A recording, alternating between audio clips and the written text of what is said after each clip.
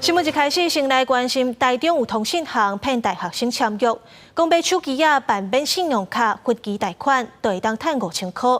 结果这学生毋但无摕到手机啊，佮去互融资公司讨销，干那逢甲大学都外8人受害。警方目前嘛咧扩大追查。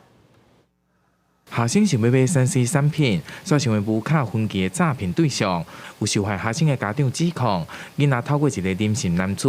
进入一间通信行来买手机啊，不过商品无摕到，还佫必须要派无卡分期的贷款。那我儿子最低的，他可以拿5000块，然后再来介绍人，就我儿子的同班同学可以拿3000元。我儿子明明没有拿到电脑，但是店家要他赖这一句话。家长指控，这个男子以投资为伪术，鼓吹学生来到这间通信行来申办，唔但使现摕5000块，还佫会使用3C 产品来另外出卖食红，请学生签下5到10万不等的无卡分期契约，然后还佫被要求要找下线，由学生另外找其他的同学来加入，造成更加侪人受害。他们总是会有一个领头的啊，领头的就会去带他们去买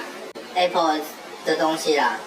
他现在是卖电玩的东西啊。学生本地以为是稳赚袂了，还佫会使赚外多啊，不过最后无摕到产品，还佫被融资公司来催达贷款。目前已经传出，包括着逢甲甲东海大学，拢有真侪学生受害。而逢甲大学表示，伫这个月10号接到学生通报，已经启动校安通报，目前有81个学生已经报案。在前几期他都会付款，所以这些持续付款的过程中会清偿一些贷款嘛，所以清偿贷款过程中，同学觉得说，他觉得是没有问题的。我们警方已经掌握犯嫌，在追查中。